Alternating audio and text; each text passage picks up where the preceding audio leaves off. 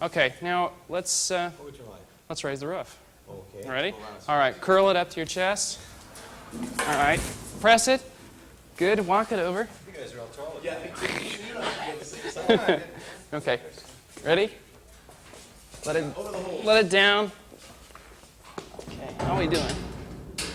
Lloyd, you're on. How you doing, Brian? Okay. How's that? Good? You down? Go ahead, Brian. Let it go. Okay, great. Rivet.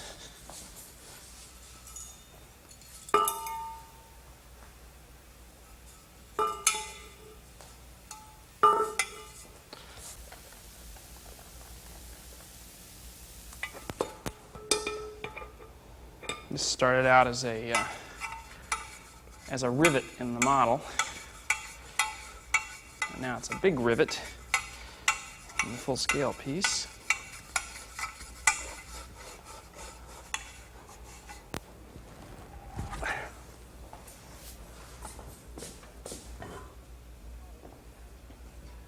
I call this thing a birdhouse.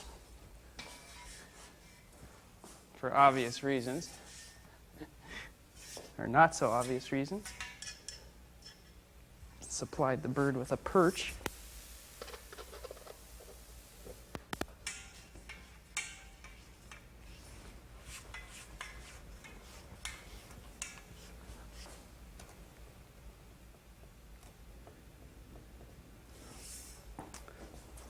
When I first worked on these things, I had sort of an image of these things being out in a natural environment and just singular elements that would be placed out amongst trees so that their heads would sort of stick up into the branches and you'd walk along, you wouldn't necessarily even see them.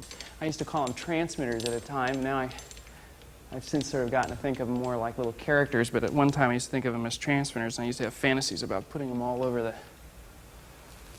the place, attaching them to the roofs of friends' houses and things like that.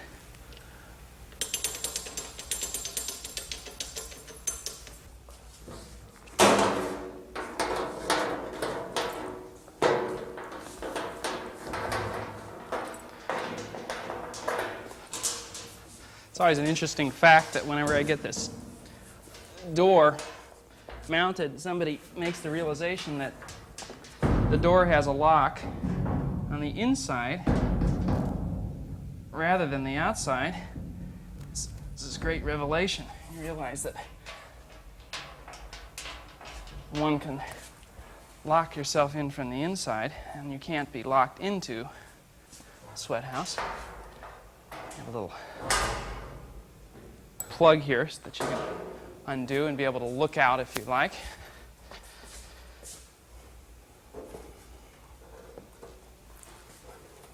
This thing I call a chin wing. It's made to rest your head on.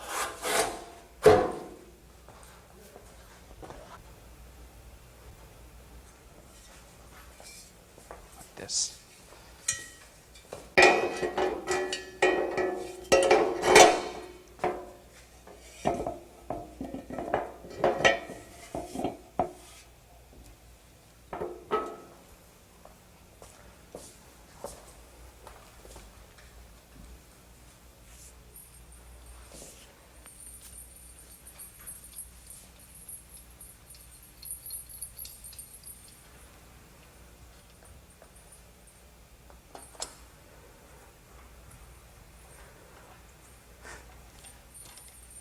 I really get excited about the weight of these things, or the lightness of them, and the contrast of the two. It's a sort of disembodied line that just kind of stands up off the floor. And as a kid, I used to have these fantasies about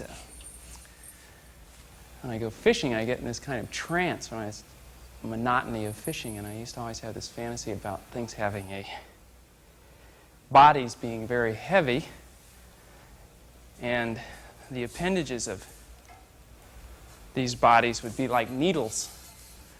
So there'd be this real discrepancy between the weight of the body of what I was feeling and supports for that.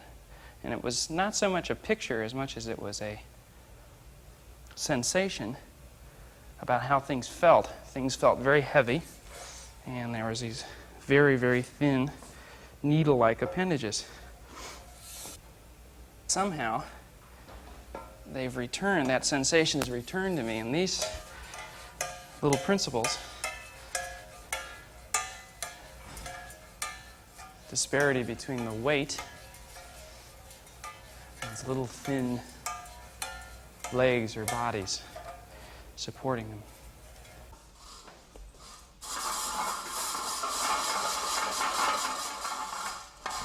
This thing I call a pig has this kind of weight to it.